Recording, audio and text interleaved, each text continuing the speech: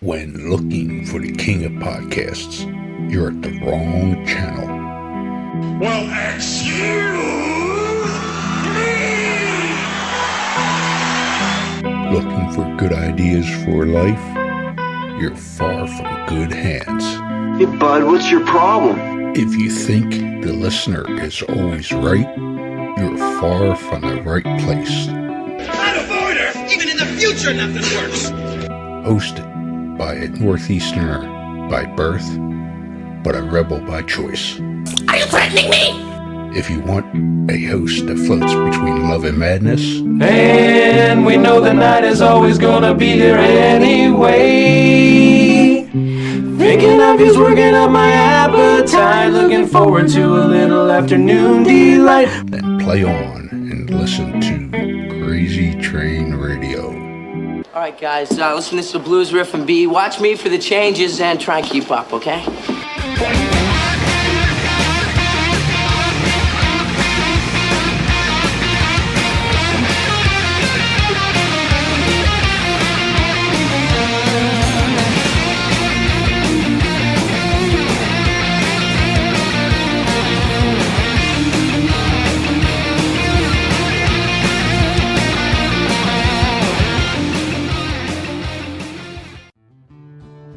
Warning, creators of this game do understand the subject matter may be offensive to some, but they do honor the families and people that have been affected by these real-life tragedies that these individuals have caused.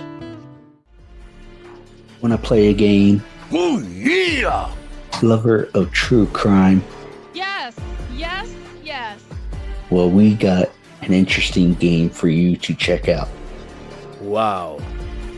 With the mashup of influences such as horror movies, collecting cards, and RPGs. What?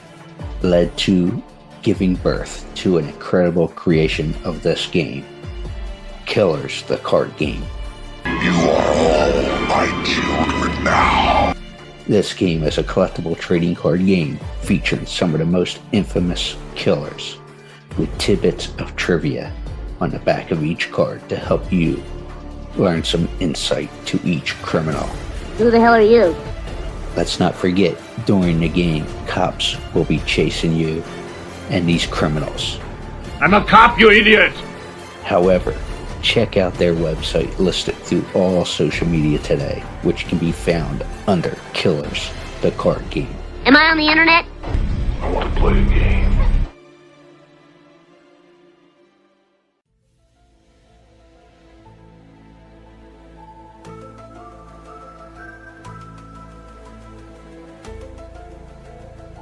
Hi, this is Tim R. Swartz, author of Mimics, The Others Among Us. You're listening to Crazy Train Radio.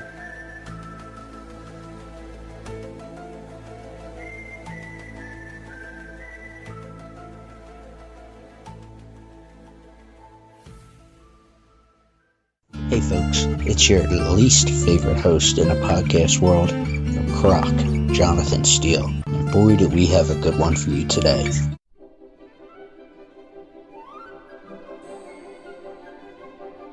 Ladies and gentlemen, boys and girls, children of all ages, I guess we should say. I'll be nice. And you heard this gentleman with me and our historian buddy and also boxing buddy / wrestling, Mr. Brian Young, last weekend doing our 4-day charity marathon. But this next guest has been involved with various kinds of media distribution throughout his adult life. As according to the internet, which we know everything is true, he has been a reporter, editor, producer, videographer for 5 different TV stations, as well as many other national and international stations, networks, and independent production facilities as a freelancer. He is an author of several popular books, as well as a producer and editor of books by other authors. He specializes in thinking outside the box, let's just say, and we'll get into that with him here in depth. Mr. Tim R. Swartz. Thank you for having me on, and I want to thank you also for including me in your marathon the other weekend. I really enjoyed being a part of that. Thank you. And Brian, I accept Venmo and PayPal for this for putting you over here, buddy. But Brian Young had really put you over at first with when I told him what I was doing with that weekend, and I was looking to mix things up. The first name that came out of his mouth was yours, and told me everything you did. And what sold me on it was, he goes, "You know me pretty well, right?" I said, "Over the past couple of years, yeah, we got to know each other. Why?" "I think you're a straight shooter." He goes, "Well, think of it this way. I am," and he will mention a book in a minute. Or you know, I'll bring it up now as we talk, Brian, because he did your forward for Mimics, the Others Among Us. And Brian had said to me, he goes, "Think about this." He goes, "I'm a facts and figures type of guy, right?" I said, "Yeah, you're a historian like myself and all." He goes, for me to do a forward on the topic at hand with the book, and obviously other books and projects you've been a part of, I gotta really respect the person involved, right?" I said, "Say no more." And I was sold, obviously, with his recommendation. So, Brian, like I said, the PayPal and Venmo are open for putting you over. And I know I'll get grief for that, but all kidding aside, I appreciate the recommendation. So I'm going to bounce all over the place like we did when we were doing a live gimmick. Sure. But I just mentioned it. Mimics, the Others Among Us. You wrote it with Sean Castile. So with this particular project, how did you get started with it? Where was the little nugget of deciding on the concept for this book and everything else like that? Yeah, and thank you very much. And I have to say that I need to give a shout out to all the other writers who helped contribute to this book. Myself and Sean Castile, of course. But then we had such really great researchers and writers like Scott Corrales, Paul Eno, Nigel Watson, Lon Strickler, Gene Steinberg, and of course the late Timothy Green Beckley, who sent us his articles through the Ouija board. No, just kidding. Unfortunately, Tim Beckley passed away a couple of years ago, and that's the reason that all of us know each other, because we were all writers for Tim Beckley's publications. So we wanted to keep the ball rolling, so to speak. We enjoyed doing these kinds of books, and so we just decided that we would get together and, kind of honoring Mr. Beckley, keep writing the types of books that we've enjoyed writing, and the readers have enjoyed as well. But now, okay, I'll go back to your original question. And this idea originally came to me from, and this was something that I had kicking around my head for a long time. It was based on a paperback book that was written by a guy named John Keel back in the 70s. And it was called Our Haunted Planet. And it was just really a mishmash of different chapters and pieces, just about all kinds of weird stuff, from UFOs to cryptid creatures such as a Mothman and Bigfoot and the like. But he had one section that it was titled Mimics of Man. And in it was just no more than a few paragraphs long, which he used this as kind of a jumping off point to talk about other types of human like mysterious phenomena. But he speculated right from the top that what if living isolated, kind of like as a hermit in big cities, were things that looked like people but weren't. He called them mimics of man. And he cited how in nature there are all kinds of mimics, especially in the insect, bird kingdom, but mammals as well, of things that look like something else in order to either prey or survive from being preyed on. And I just always thought that was an interesting idea, that we may not be the only intelligent species on this planet. I mean, we've come to think that we are at the top of the food chain, the top of everything over, that we have dominion, as the Bible would say, over all the other animals. But what if there's another species or several species that are maybe as intelligent as us, that can live amongst us? Either they were born already looking like humans, or have that ability. We're getting into, that the paranormal and woo-woo parts, but have the ability to look like humans when they want to.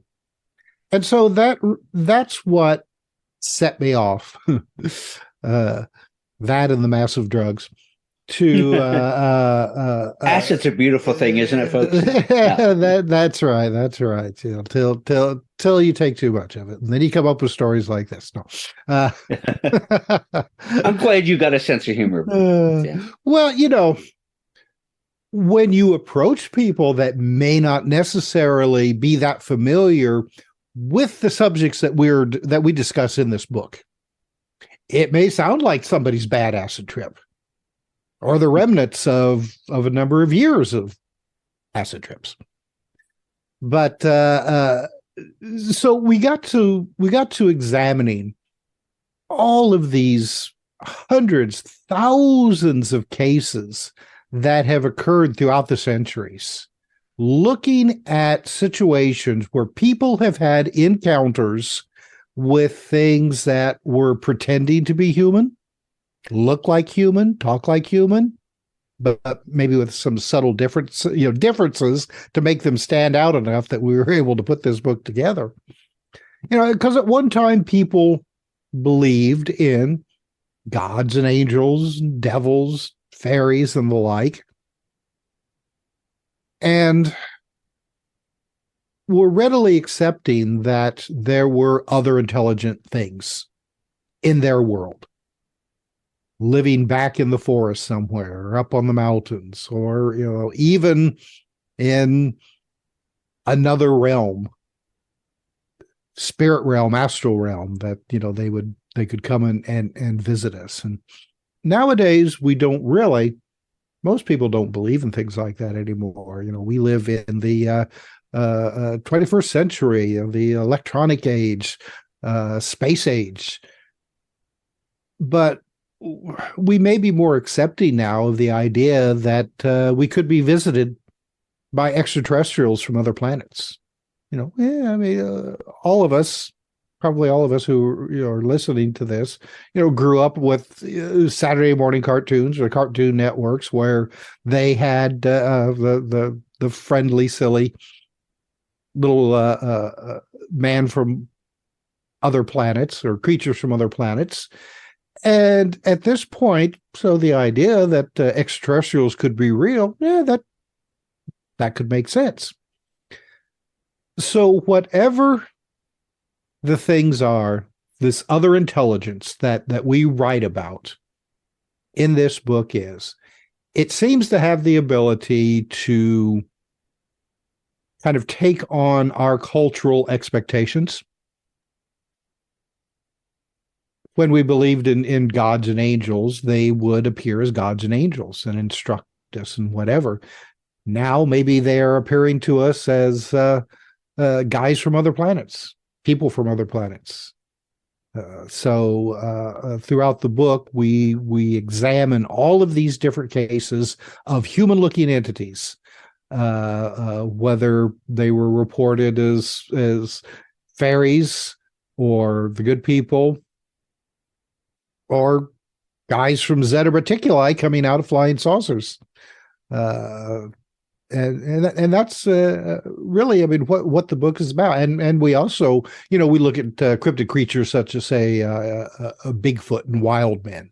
Not exactly along the lines of what we're talking about, but we use them as an example of the possibility that there could be other human species on the planet that didn't go extinct 100,000 years ago, that managed to survive somewhere along the lines, So, I mean, we kind of throw everything that we could find, into this book for the enjoyment of our readers. And so far, I mean, the reactions have been very positive, because a lot of people will read this book and they're like, I've heard of these cases through the years, but this is the first time that I've ever considered that they could all be under kind of like one umbrella, like almost like a unified field theory of human type entities.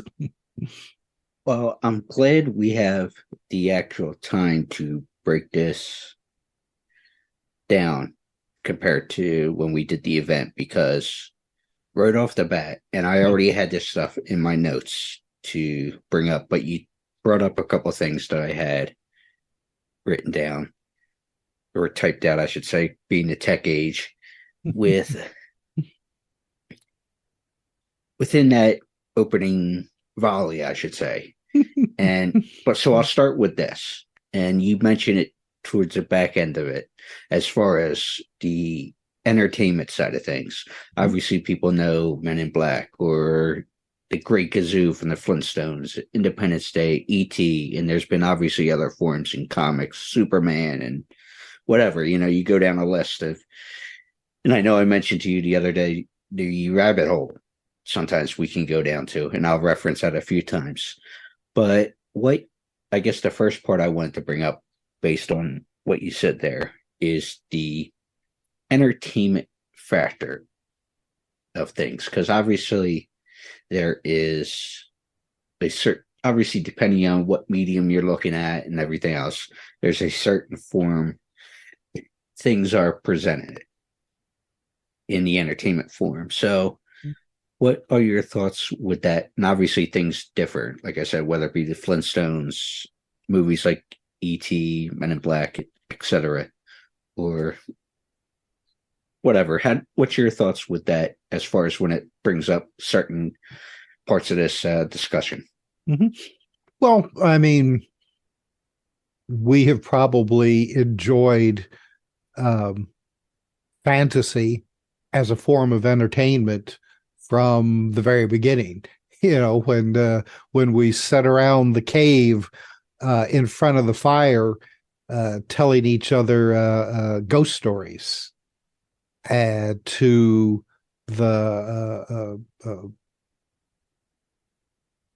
radio programs, the serials at the movies, the Rocket Men from Mars, the pulp science fiction magazines that dealt with spaceships and people from other planets, right up to movies and television, cartoons, and I mean, we're just every generation has its own different types of pop culture entertainment that involves a fantasy or science fiction type of element to it. I mean, right now, I mean, I remember the first Superman movie when it came out, and how groundbreaking it was, and how successful it was, and how surprising that it was successful because superhero movies just were not something that were expected to make a lot of money. And then now, I mean, the Marvel movies, It's the norm. yeah, I mean, and they make the good ones make billions of dollars worldwide, and of course, the chief elements are extraterrestrials and interdimensional hopping, and just all the things that have developed over the centuries.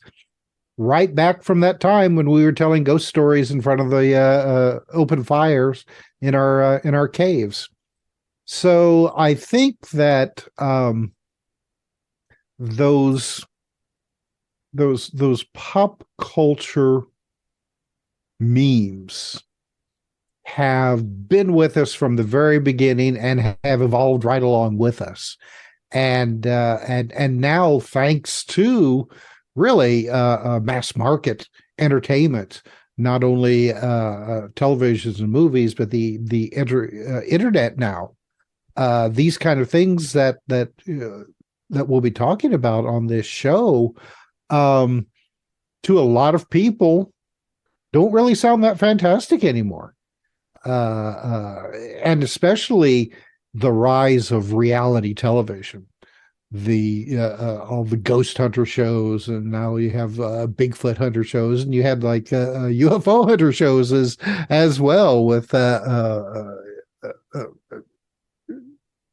probably another couple of dozen right on the in the wings that never got as popular, but were still available to watch. And so because of that, I think that for a lot of people, when they do have an unusual experience, it's not quite as personality destroying as it used to be. All right. Now, some of these events can be pretty devastating to one's ego. And when I mean ego, just that part of you that just maintains your daily way of life and how you expect things to be all the time. And when something really out of the ordinary happens, for a lot of people, that just shuts them down, for quite a while. Some people, it shuts them down for the rest of their life because they can't explain it. But for a lot of us, when we have these kinds of experiences, it's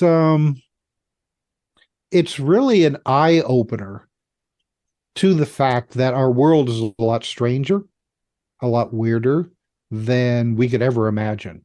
And just when we think that maybe we've got a handle on what's going on, it'll throw something even more bizarre at us, and we'll have to start all over again.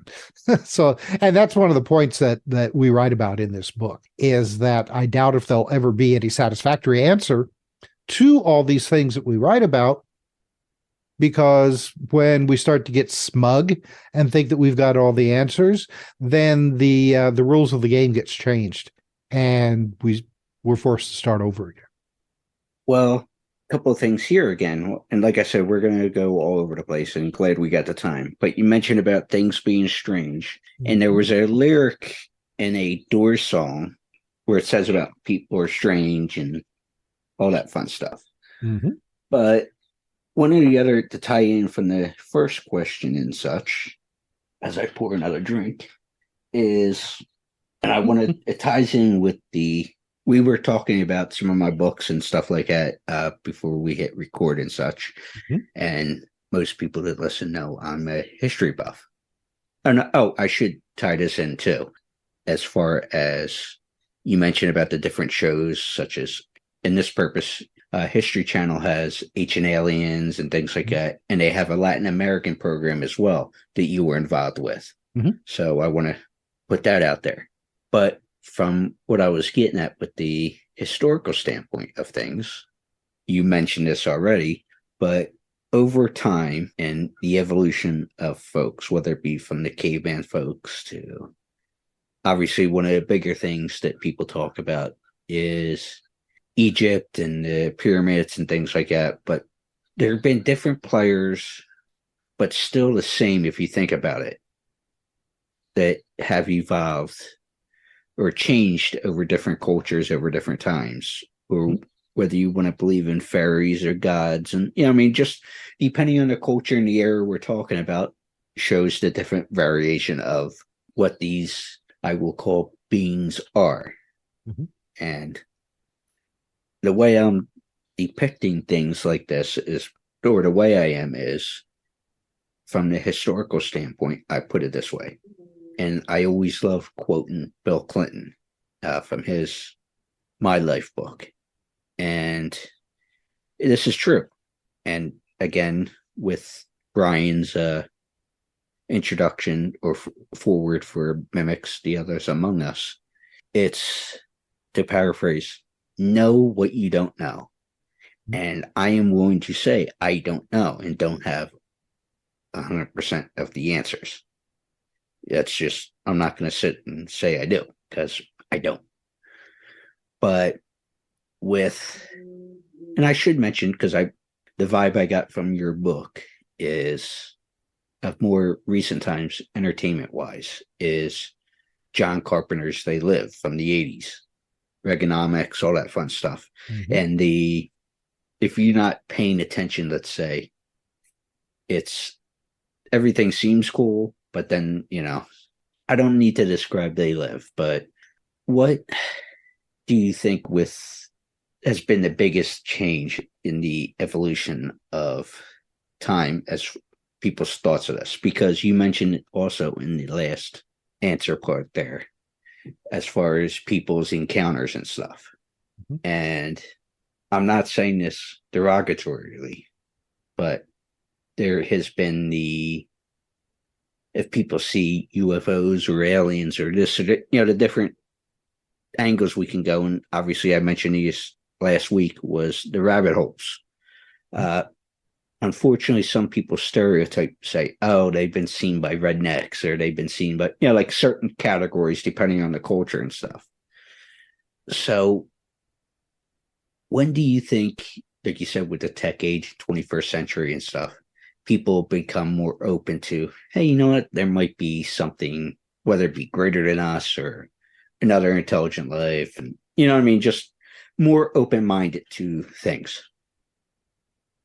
Well, I think right now, really, people are a lot more open-minded than when I first got interested in this stuff back in the late 60s. But it comes in waves, really. It really does. Because there'll be times where you'll see a lot of books being published and a lot of articles being written and popular television shows, and then it kind of dies off a bit. Ebb and flow kind of deal. Yeah, oh yeah, it always does. I mean, there was I remember there was the 70s saw a big upsurge in interest in the occult and stuff like that, and now here in the 2000s, we're seeing really just an overarching interest, especially with ghost cryptids and now UFOs as well, and UFOs really because of all the interest that's been garnered by the original New York Times article a few years, was it 2000, more than a few years ago now, talking about the naval encounters with UFOs. But as before, it'll slow down a bit, and there'll be another surge in the future. But we're still, and this is one of the reasons why there are a lot of skeptics to this kind of stuff, because whatever it is that we're dealing with all of this stuff, it's so elusive. It can't be pinned down, and at least with our current understanding with science, it can't be produced or are replicated in a laboratory in a way that's going to satisfy anyone. I mean, there's been lots of really good experiments and peer-reviewed papers written on various subjects like this. I know that back in the late 70s and early 80s, there was this huge interest in the telekinetic effects that were seen by Uri Geller. Now, Uri Geller was also a magician and was not above doing tricks when his possibly real abilities didn't quite work. All right. That's we know that to be true, but there's been lots of other people who have shown very similar types of abilities that have been replicated in laboratories, not only here in the United States, but in China. There was a huge study with children that were using what appeared to be telekinetic abilities to do various functions.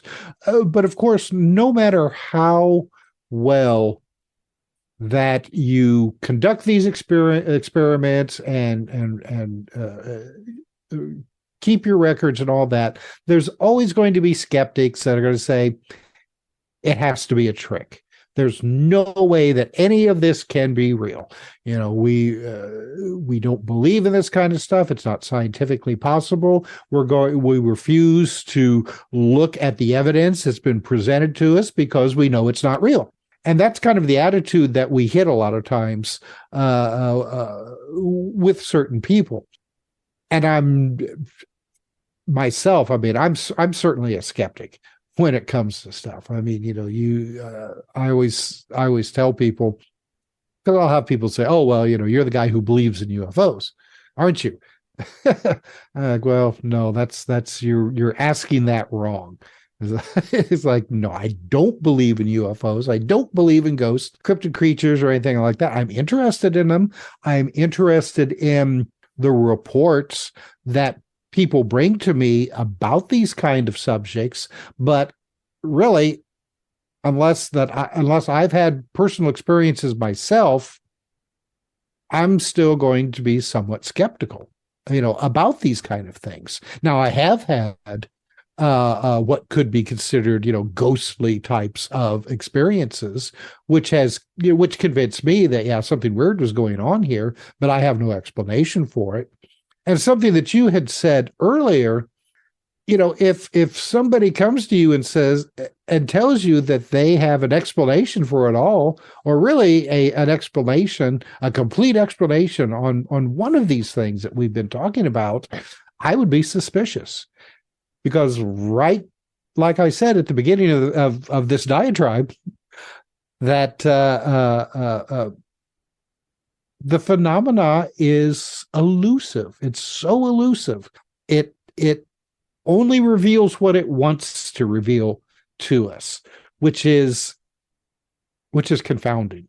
And really kind of overturns a lot of what we think we understand about science and physics, because we seem to be dealing with something that has an intelligence on its own right and is able to stay always a couple of steps ahead of us.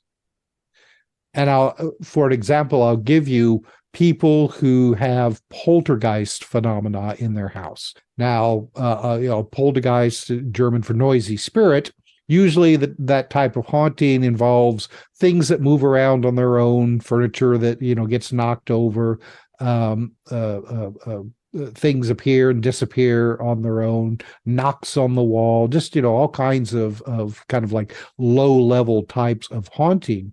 But the interesting thing about the poltergeist phenomena is that it seems to be very aware of what people in the house are thinking or trying to do, and is always, like I said, one or two steps ahead of them. If somebody has a camera and they're trying to get a picture of something moving, then the things that move always happen behind your back. You know, or with my own experience, the camera batteries are dead, even though they were perfectly charged, you know, before I got to the location.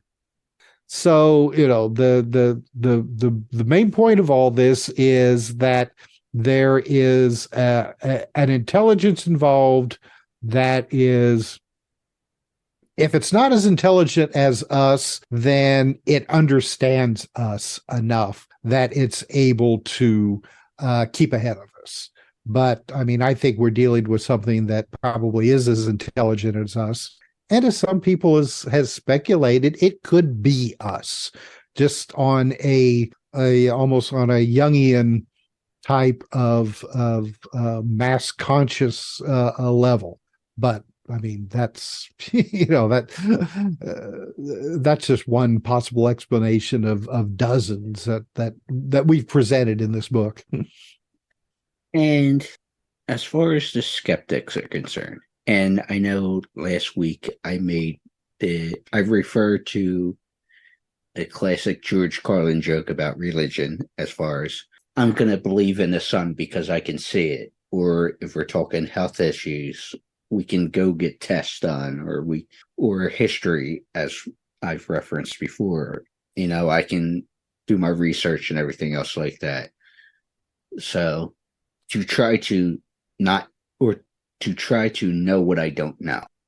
And obviously, I also referenced the rabbit hole. And it's not just this topic, but there's whatever you're wanting to learn.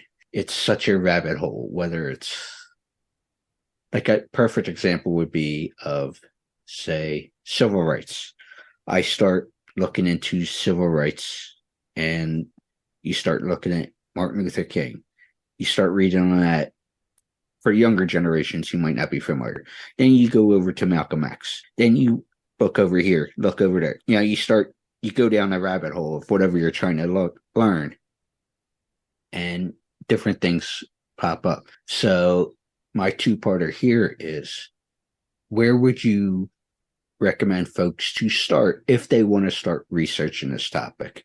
But also, you mentioned within the book, and have actually mentioned here too, about the humanization or the fascination of humans for this potential the other side here. Let's try to look at things from the other direction. What is the fascination with humans? And there's stories out there that there may be cross-pollination of humans and half humans, or however you want to describe it. So with that being said, where do you recommend people to start looking if they want to research? But also, what's the fascination that you've learned about us? Well, I know that's pretty. Yeah. Well, I mean, to start out, first of all, I would recommend that you leave like like YouTube videos and Facebook posts to the very end. Don't use those as your jumping off point when you're studying this. A lot of stuff on the internet, is spurious at best. All right. It's a great tool, but like you said, it's yeah. Well, and until you've kind of developed your chops a bit to know the difference, or to try to know the difference between things that actually did occur and then things that people are just making up in order to get hits, on their page or their accounts. But I would suggest books, well written, and especially some of the older books that are out there by various authors, and I'm not saying that's those are the only good sources. There's all kinds of good sources, but I mean, there have been some really good writers and researchers over the years, and my favorites were people like, say, Brad Steiger. Brad Steiger is a very good author that you could go and read his books, practically any of them, and you can be pretty much assured that Brad always did his homework and made sure that the information that he was writing about was vetted properly. All right. You have to, sir, to give you some flowers. You've done your research as well as Mr. Beckley during his time with us. Yep. Well, see now, I attribute that because I was for a number of years a journalist in for television news, for mundane things, as people would say, chasing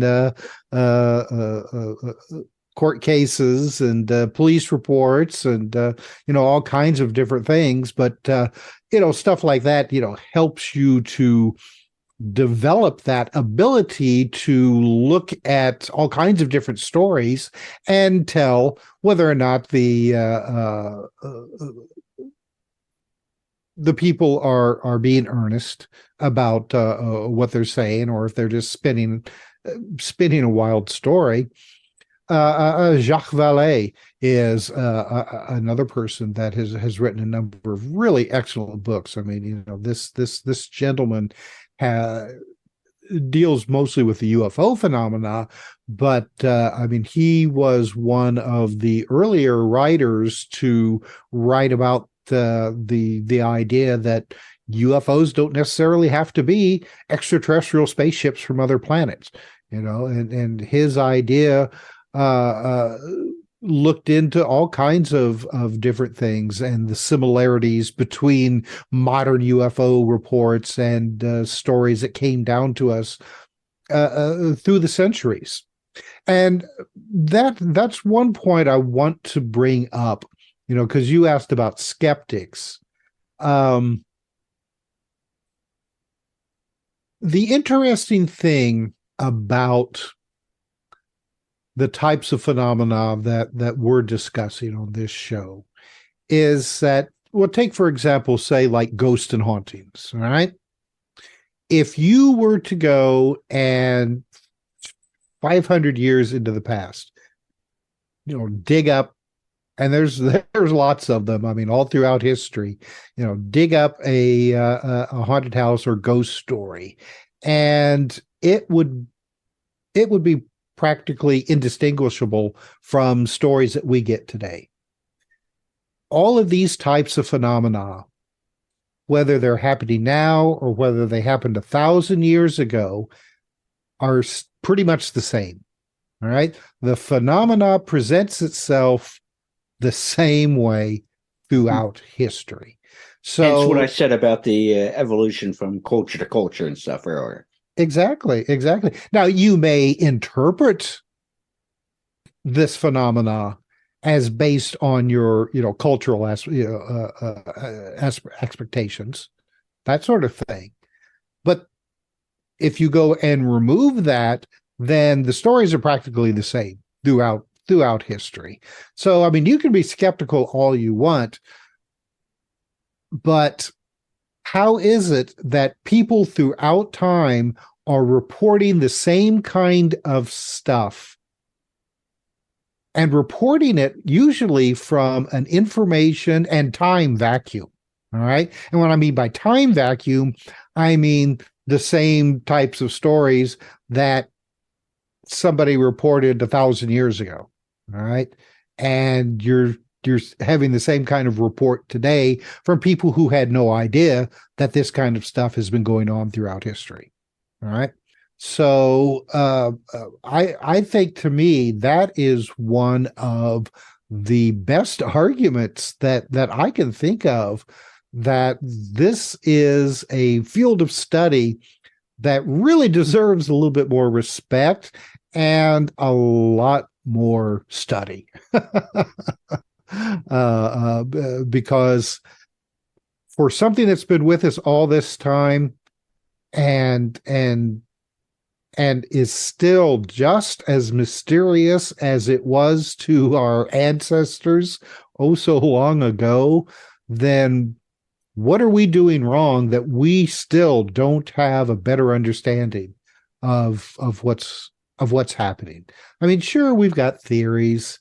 ghosts are people who are died and they're, stuck on the planet. And Bigfoot's, maybe a primate that has managed to survive all this time, living in the jungles and deep woods, on practically every continent, so on and so forth.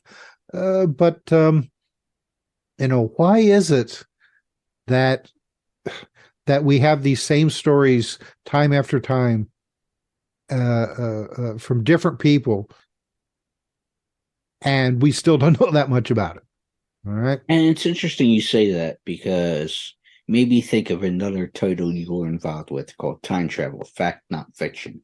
And you refer to, and I don't know how much of this will refer to what you just said there, where in more recent times, people adopted the string theory of physics, where everything in the universe is one time simultaneously.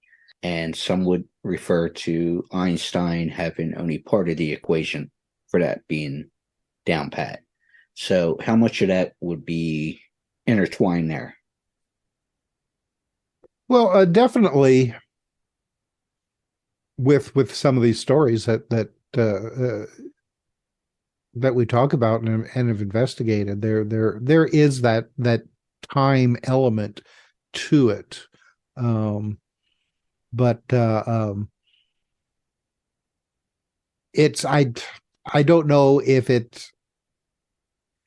And now that I'm saying this, all these different thoughts, are going through my head, because there have been reports of, say, like people who have encountered UFO occupants.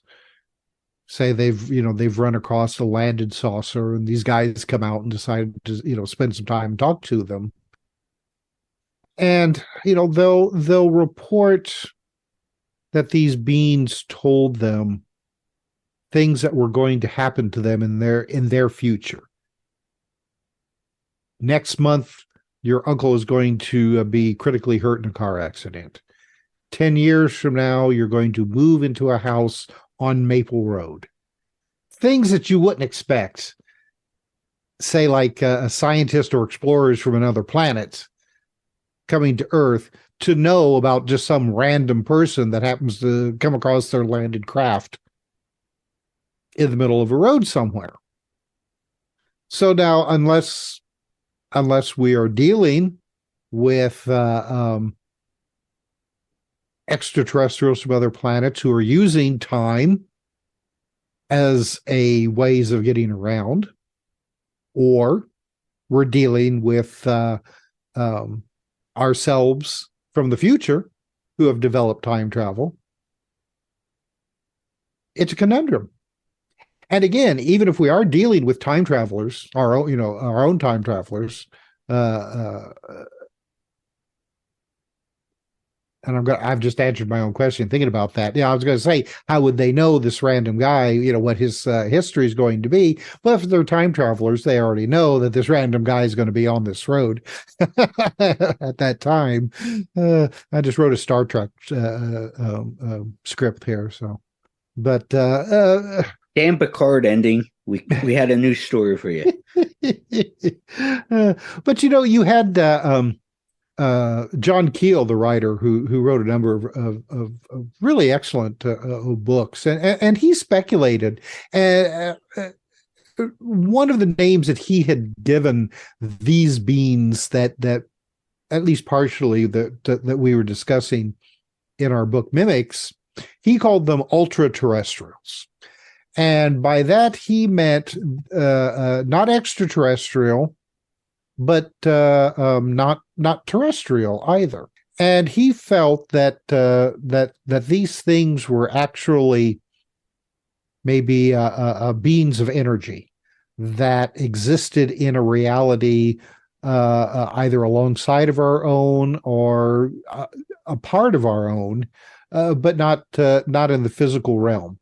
and that for whatever reasons were able to appear materially, shift their level of vibrations, and at least briefly materialize and become part of the material world to play out whatever game that they were going to play. But the important aspect of what Keel was suggesting is that these things, once they would leave our material world and re-enter their own, their reality would be timeless. All right. They could, our time to them, and the only way I can put this would be as like a three-dimensional aspect, our time to them would be like going to a different location. They could travel down the road, so to speak, and appear in our past. They could travel up the road a bit and appear into our future. So if the universe is, as has been suggested, say like a block universe, as it's called, where time and space are actually a fourth dimensional aspect. And again, the only way you can conceive this is of using three-dimensional descriptions. Then the past would be in a different location in the universe, and the future would be in another location in the universe. And all you'd have to do is just walk over there to those places. Of course, they're in a fourth dimensional realm, and our minds can't conceive that. But a lot of this phenomena that we do discuss does seem to almost exhibit that timeless quality about it. No, I was gonna go on, but I've said enough here. You probably want to ask another question. No, it's okay.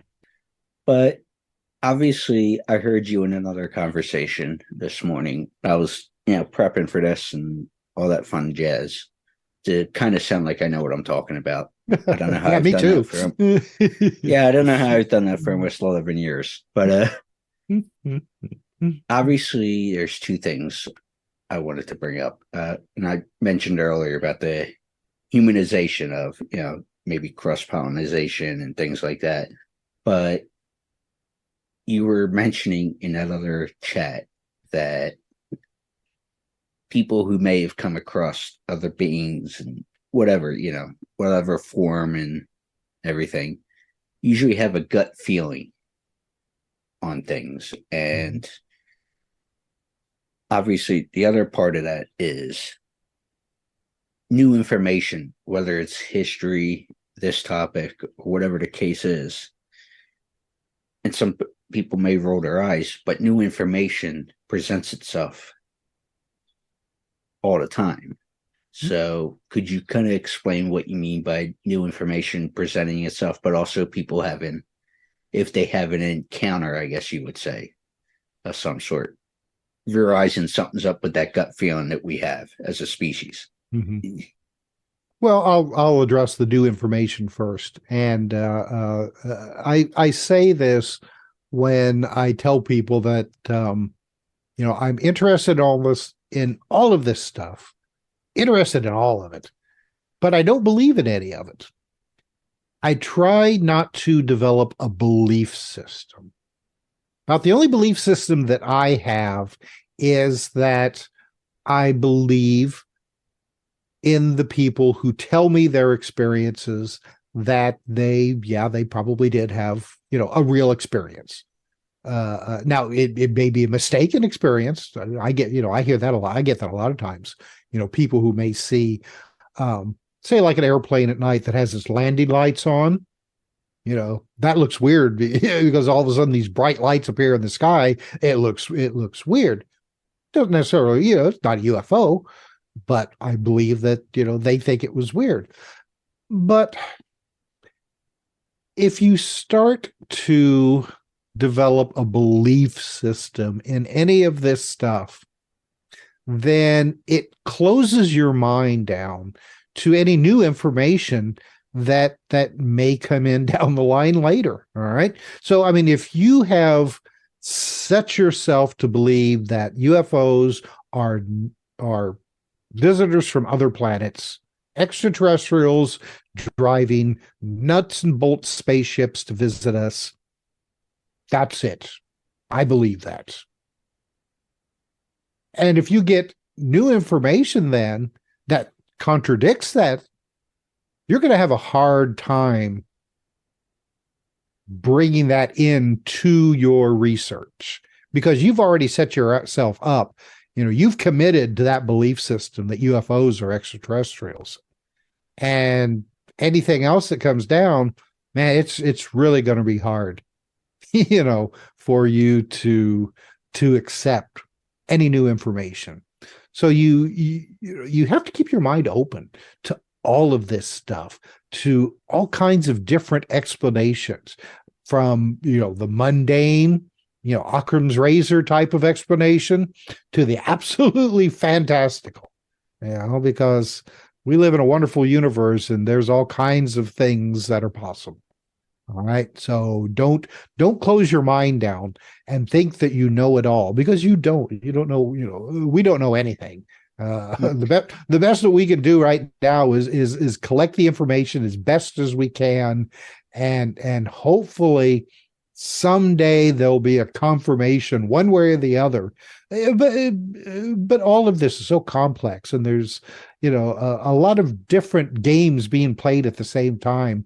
So, I mean, don't think that that one explanation is going to cover it all.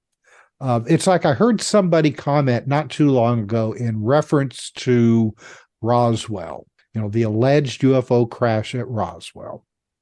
Somebody commented that, and it was some bit of information that came down that an alleged witness actually had never been to Roswell, and that his stories, were lies. And this person commented, he goes, "Oh, well, see, this blows Roswell and the whole UFO phenomena out of the water. None of it is real." All right. This person made the assumption that just because Roswell wasn't real, then all the other thousands and thousands and thousands of UFO reports that have come down to us through the years are not real as well. Which, I mean, that's really a huge leap of faith there. So, you have to try to avoid that kind of mindset when researching this kind of phenomenon. So just keep your minds open and really keep your expectations high for new information to come down, because that's really what keeps this all moving forward. It's all these new stories, new reports that come to us every day that it just adds more and more to that fascination level to me. Now, the other part of your question, what was the other part of your question? What the hell did I ask? Yeah, no, what was that? Damn, no. I had it in the back of my head here. Now I've lost it. I asked about the gut feeling. Oh, it was about the gut feeling of things. Gut feelings, right. That's something that we hear quite a bit about. When it comes to people who have had experiences with the others, and that's what we refer to these things as we call them the others. And what makes this topic really kind of difficult to explain is that there seems to be a number of different phenomena taking place that maybe superficially resemble each other. Again, it's difficult because we have these cases that seem to have like a paranormal aspect to them, sometimes almost ghostly or along those lines, and then the beings that claim to be extraterrestrials but probably in the scheme of things are just playing the same game as the other things. But one good example is a case that we address in this book.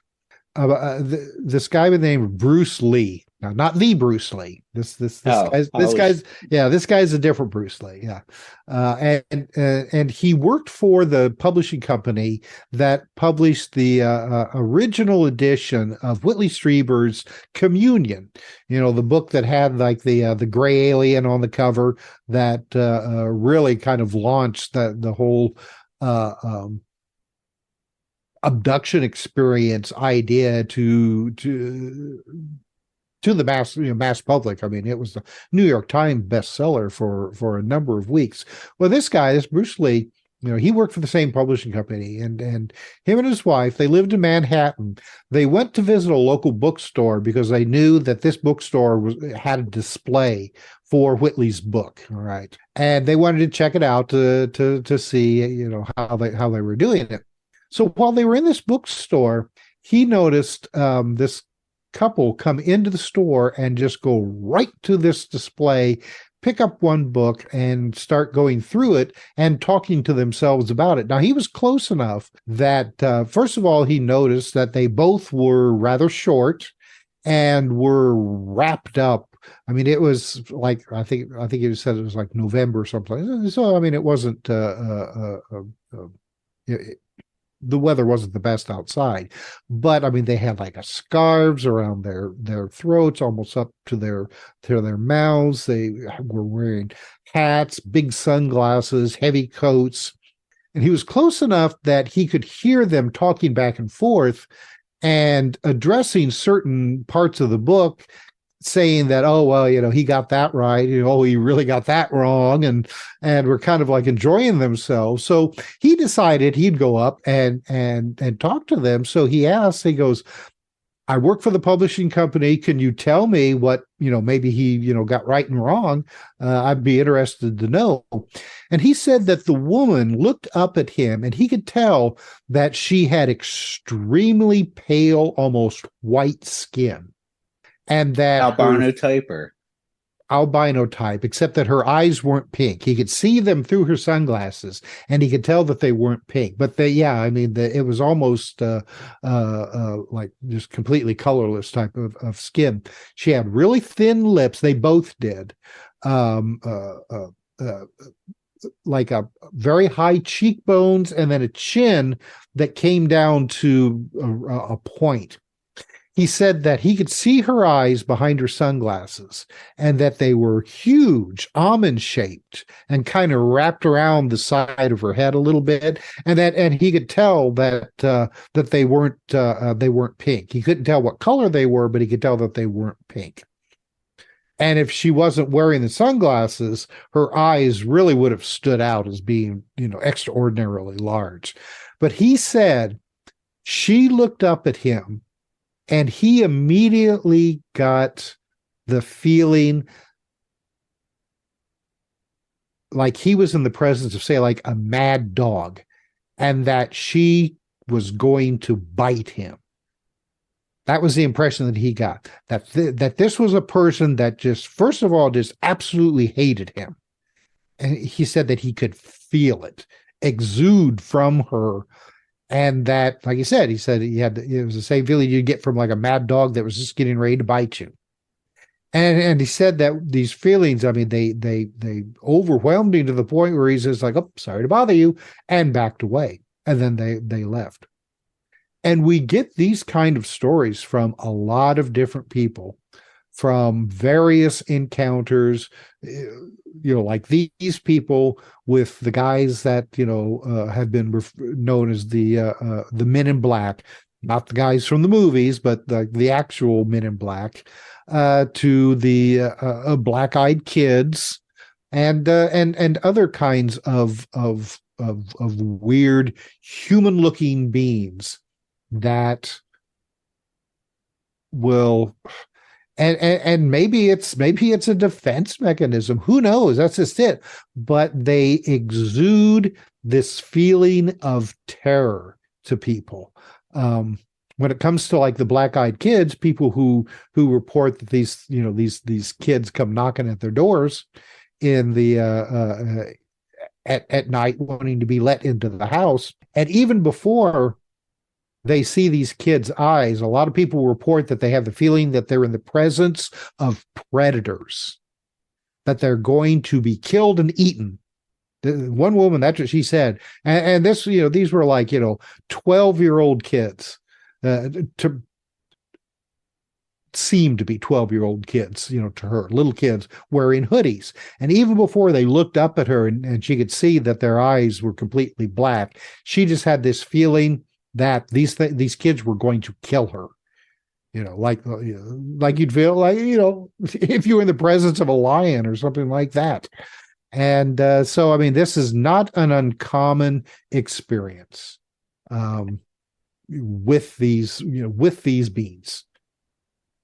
Well, there's a historical name you brought up when we did the 4-day event that I'm interested in bringing up. But to put a bow on this topic, and I kind of hinted at, made jokes about it during that same event, as far as the celebrity aspect of things and all that kind of deal. But I was doing some honest thinking about things. And when I really said, man, I got to talk to Tim more in depth like we're doing tonight, and thank you. I was curious to know, do you think there'll be, it was based on kind of what you said during that part of the conversation. Do you think if there is something other than us out there, and again, trying to keep an open mind with things, and which I usually do you think there'll be a time that things where they would expose themselves to where we can have a conversation to learn about each other in the different, whatever we may be, species? I don't know. That's the real question. And it's kind of the same lines of say like the UFO phenomena. People are always waiting for the government to make that disclosure that UFOs 51 things like that, right? Yeah, that UFOs are real and that the extraterrestrials have been visiting us. But I don't think, say, like with the UFO phenomena, if it is actually real, that they hope it's real. It's only going to happen when they allow it to happen, and it could be exactly what you said the other day. Yeah, and it could be the same way with the others as well. They have been with us more than likely from the beginning of time. As long as we've been here, they've been here with us. So unless there's some real change, or we develop some kind of technology that allows us to actually see them, or pry them out of the dark corners of our subconscious or under our beds at night, then I doubt it. There's been the opportunity throughout time that these things could reveal themselves, and they haven't.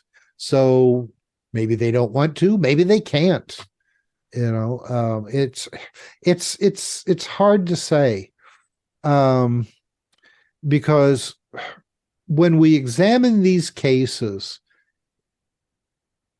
on a case-by-case level, it's difficult to see any kind of connection. And even as we're trying to do with, say, this book, to try to see if there is some kind of connection, so far it's not easy to come across. It's just kind of this odd hodgepodge of almost trickster types of events. So, as some researchers have postulated, this is a long game that's being played here. That we're not to know, we can't accept or are unable to know what's going on if it's just poured out in front of us. That we have to learn throughout time, throughout history. And until that time comes and we're able to make that connection to understand all of these different encounters throughout the ages, then no, I don't think that there is going to be any kind of big revelation. Because we can't understand what's going on. I mean, how can you understand, say, like one case, and I bring this one up a lot because it's such a beautiful case, where this woman who had, this was about like in 1967, she had a rather, not so unusual UFO sighting. Didn't tell anybody about it. And then a couple days later, she got a knock on her door, and here's this Air Force lieutenant, full uniform, seemed to have the proper credentials, wanting to ask her about this UFO encounter. Now, how he knew she had it, she never could figure out that. So she invited him in, and as he was interviewing her, she had just finished making and chilling Jell-O and asked if he wanted some, brought him a bowl. This guy did not know how to eat Jell-O. He tried to drink it like a liquid. She had to show him with a spoon how to eat Jell-O. All right. So how do you make sense of that? I heard you tell this story in any other conversation. It's like, yeah, it's a great story. Yeah. It's a great story. Well, and there's other cases where, and one of the other parts of this, we were talking about how a lot of people will have that sense of dread when encountering these things. Well, a lot of people, it's just the opposite. These guys will come knocking at your door. You don't know them from Adam, and a lot of people will just throw their door open and invite them in. Come in, sit down on my couch, play with my children. That sort of thing. Afterwards, they would be like, I don't know why I did that. I would never open my door. It was out of their norm, yeah. Very out of the norm. There's one case, this guy in England, he came home and he lived with his girlfriend, and they lived, when this happened, they lived in a not so great part of London. All right. When he came in, his girlfriend was there, and there were a couple of what would be, classified as like the Men in Black. Not three of them, just two, sitting on the couch waiting for him to come home. And I can't remember offhand just, what had happened, that, the catalyst that led to their visit. But afterwards, his girlfriend said to him, because he asked, why did you let these weird guys in our house? And she's like, I have no idea. They came knocking on the door and asked for you. And I said that you weren't home. And they said, well, can we come in and wait for him? And she was like, sure. Just open the door and invited him in. Let him sit there, and I don't know if they had weird conversations till he got home, but yeah, she just let these strange guys into their house. And cases where they've been offered, say, drinks. They either wouldn't drink they would accept the drinks but never drink them, or if they did try to drink them, didn't quite know how to drink from, say, like a glass. Just odd things like that. So you pull all these cases together throughout history and try to come up with, maybe something that would lead to a larger message over the years, something meaningful to us, because as humans, we're always looking for meaning. We're always expecting that there's going to be some big revelation from the sky that's going to explain, the reason that we're here. Number 40, was it number 42, 43? I can't remember. That sort of thing. But when it comes to actual experiences with these beings, there doesn't seem to be any rhyme or reason to it. So to kind of answer, I think your question earlier is that at this point, I don't think that we're going to expect that we shouldn't expect a controlled meeting with these things where we can get them on television or over the internet to explain what's going on. That's not going to happen. At least not within our lifetime, or maybe a number of lifetimes. Who knows? I mean, the phenomena may forever remain elusive, and despite our technological prowess throughout the centuries in the future, we'll still be unable to, get them under a microscope and study them or write about, what message they have for us. I know it's not a satisfying answer, but no, no, you're good. But speaking of the final topic, and you hinted at it there with the technology and everything else like that, you brought up an interesting name last week. You brought up Nikola Tesla, and obviously you were involved with another History Channel project with that, and obviously there was, and you also did a book as well, The Last Journals of Nikola Tesla. And obviously there was a bunch of projects and things and documents and some of his most private papers that were kept under wraps by military, big business concerns and everything else like that. And obviously there's an argument that the military industrial complex attempted to control our lives, financial affairs, belief structure, all that stuff. Because he had done research, and even Einstein mentioned he was one of the smartest people around, if not the smartest person around at that time, with some of the things like he may have came up with, whether it be earth changes, freak weather, hidden dimensions, beam weapons or particle beam weapons and UFOs and different things like that. So from what you know on things, how much does Tesla intertwine with what we've been talking about tonight? Well, Nikola Tesla was a human. Yes, I will say that. There has been, speculation that Tesla was so smart that there would be no way that he could be human, that he was an extraterrestrial that was transplanted here on the planet for whatever reason. But no, Tesla was a human. To suggest otherwise, I really think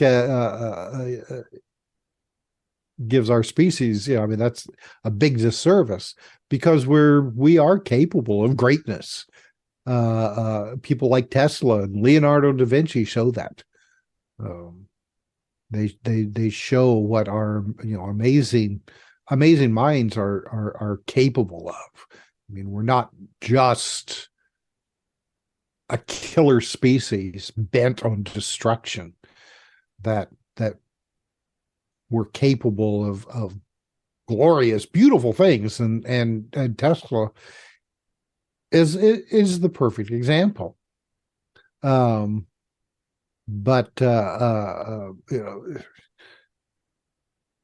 other than that,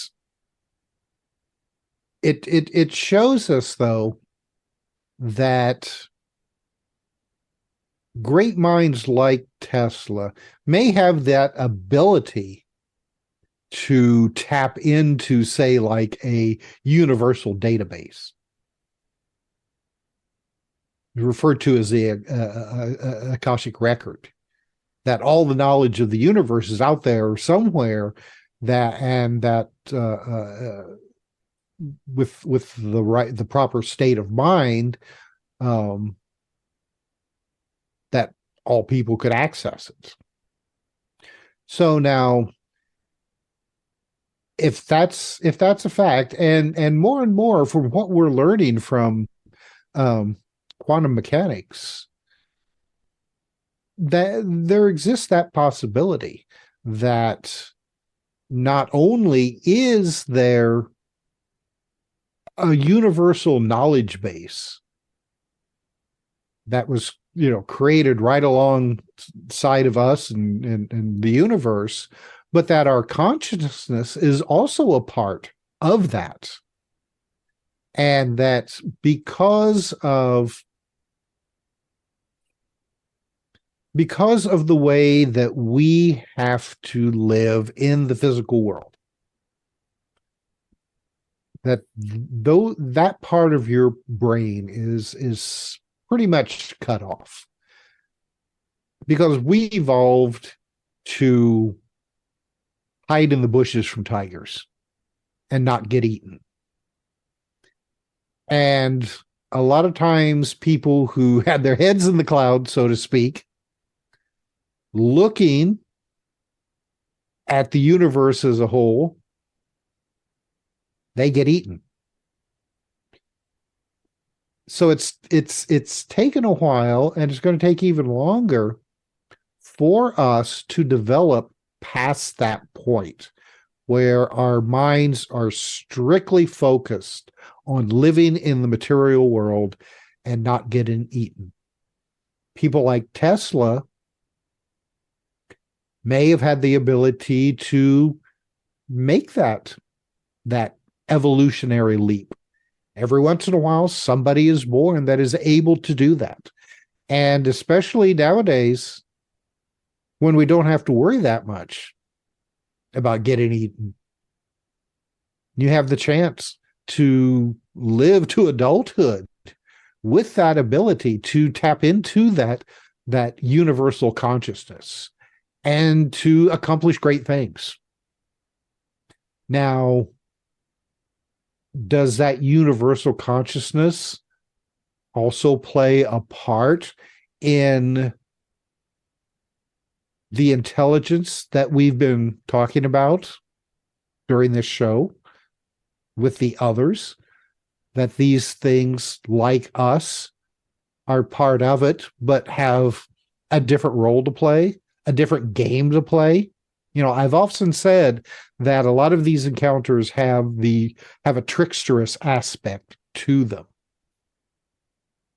So if they are a part of all of this, just like we are, but a different aspect of it,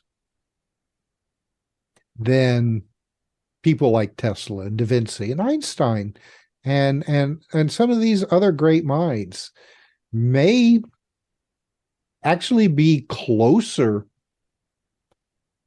to some of these types of beings that we've been referring to, because they seem at times almost to be an almost direct construct, albeit briefly, in our material world for whatever reasons. All right. So some of these may actually have the ability to be born as human. Sounds kind of far-fetched, but we've seen throughout history that there have been extraordinary people who have come from some of the worst conditions in history and achieved greatness and have pushed our civilization along to that next level. Nikola Tesla was probably somebody like that. And go ahead. Sorry, go ahead. No. I was just going to say, so who's next? It's been a while since we've had, somebody like Tesla. But then again, it's hard to tell when we're right in the middle of it.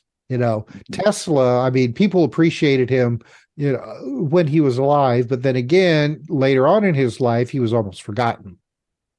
And it wasn't until years later, after he had passed away, that people realized, since they're able to look back and look at all the great things that he did, that they realized what a great man he was. And it's the same way with now, I'm sure that there are a couple of people who are doing fantastic things now that we won't know or really understand about until years from now. But it made me think about, and I don't have the exact information in front of me, but where they say as humans, we maybe use only 10% of our mind's capabilities. And Tesla would obviously, and others like him, would only be that much more advanced, using more of their brain power.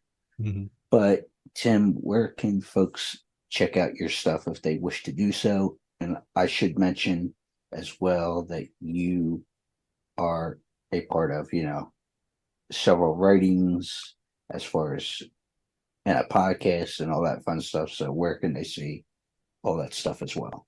Sure. Well, I'm the co-host on the Paracast with Gene Steinberg, and the website is theparacast.com. Very easy, and it also you can find it on the most popular streaming platforms.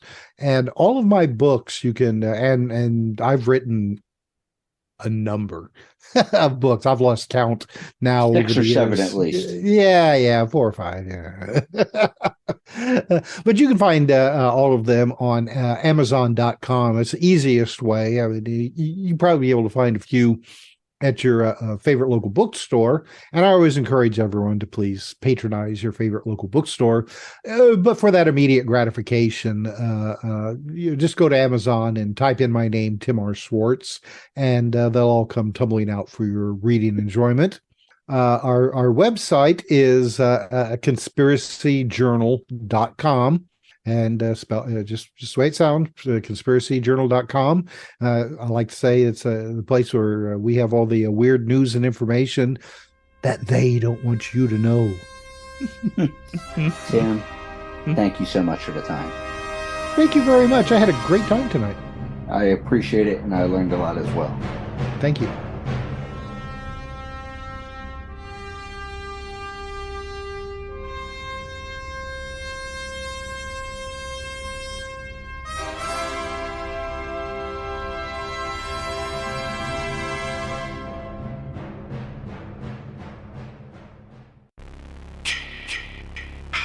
Hey there, Friday fans. We know how much you enjoy the movies. Enjoy grabbing your Friday merchandise and interacting with the Friday family, whether it be at conventions or during our particular watch-alongs. Well, when you're looking to get yourself masks, why not check out our friends over at Camp Blood Customs out of New York State and order your specific custom mask from any of the films. All orders are made specifically. Your needs and wants are. Make sure you find Camp Blood Customs on Facebook, Instagram, and all over social media and order yours today.